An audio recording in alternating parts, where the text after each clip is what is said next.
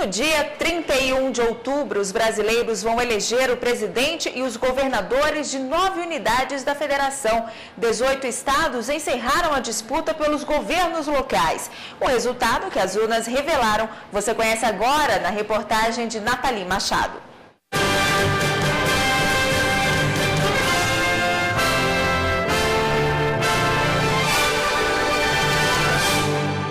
Com 95% dos votos apurados em menos de 5 horas, o país ficou sabendo cedo que a eleição para presidente da República foi para o segundo turno.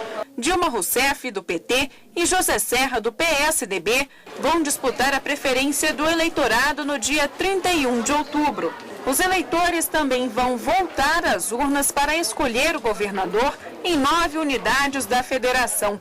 São elas: Distrito Federal, Goiás, Alagoas, Piauí, Paraíba, Roraima, Rondônia, Pará e Amapá.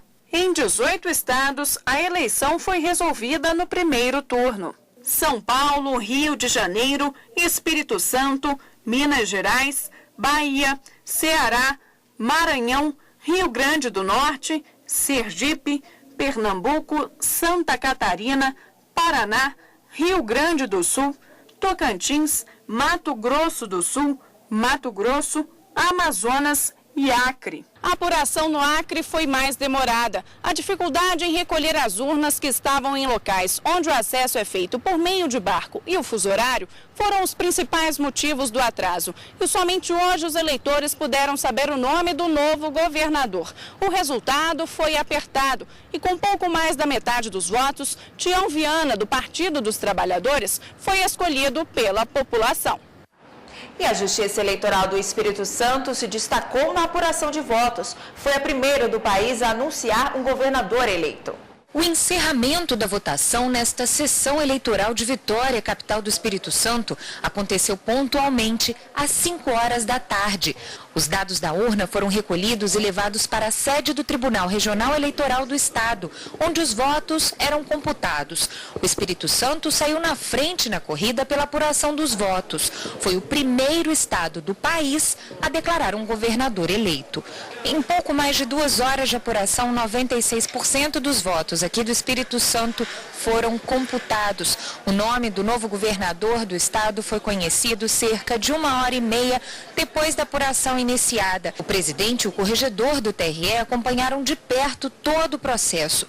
Para o desembargador Pedro Valsfel Rosa, o primeiro turno das eleições no Espírito Santo é motivo de orgulho.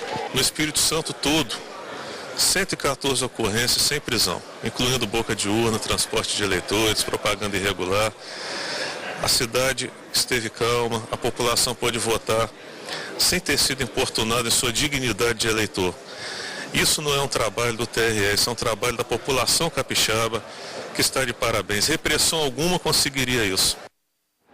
E um dia depois das eleições, observadores internacionais que acompanharam o processo eleitoral em Brasília participaram de uma conferência no Palácio do Itamaraty. O presidente do Tribunal Superior Eleitoral, ministro Ricardo Lewandowski, fez a abertura do evento. A conferência reuniu representantes de 36 países. Os observadores internacionais vieram principalmente da África e da América Latina, mas também tiveram representantes do BRIC, que abrange 3 países além do Brasil: Rússia, Índia e China. É importante que os outros países saibam o que nós estamos fazendo nessa área. O Brasil é um país de ponta nesse sentido e é muito importante que outros países conheçam os avanços que nós fizemos na área de votação, que é uma área que tem uma importância política muito grande, é a área de vinculação das pessoas com o seu governo. Entre 2002 e 2008 foram 4 eleições no país. Nesses 6 anos, delegados de 35 países vieram ao Brasil. Em 2008, nas eleições municipais, foram 20 observadores.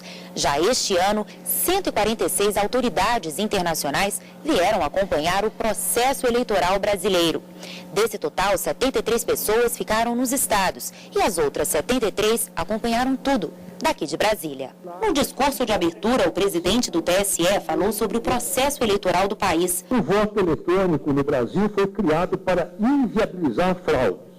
É um processo genuinamente brasileiro, com hardware e software desenvolvidos pelo Tribunal Superior Eleitoral, observando a legislação nacional e tendo como referências as ideias de perenidade, segurança, facilidades logísticas, autonomia, custo reduzido e padronização dos procedimentos. O presidente ressaltou também os avanços das negociações com outros países. O nosso tribunal está disposto a fornecer a consultoria sobre as etapas e sobre o processo eleitoral como um todo.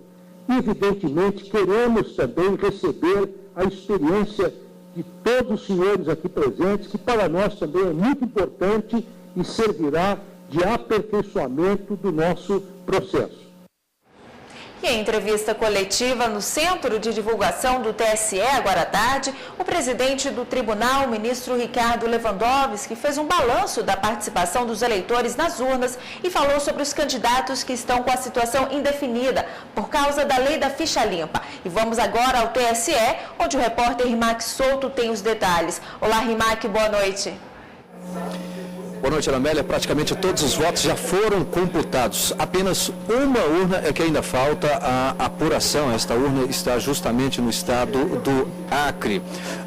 Já na coletiva que aconteceu agora há pouco aqui no Tribunal Superior Eleitoral, o ministro Ricardo Lewandowski, presidente do TSE, afirmou que dos 135 milhões de eleitores, 111 milhões compareceram às urnas. O ministro também fez uma comparação em relação às abstenções, votos brancos e nulos das eleições de 2002, 2006 e também 2010. Neste caso, com relação às abstenções de 2010, houve 18,12%. 12% foram 3,13% de votos brancos e 5,51% dos votos nulos, o que mantém aí uma média bastante parecida com relação às eleições de 2002, 2006, nesse caso com referência às eleições de 2010. O ministro também destacou nesta coletiva realizada agora há pouco aqui no Tribunal Superior Eleitoral sobre a situação que ainda está indefinida em alguns estados com relação à chamada lei da ficha limpa. Vamos ver. Na eleição majoritária, poucos candidatos barrados pela lei da ficha limpa tiveram votação suficiente para modificar o resultado do pleito. Em apenas 3 estados, a situação definitiva dependerá de uma decisão do Supremo Tribunal Federal sobre a validade da chamada lei da ficha limpa, a lei complementar 135.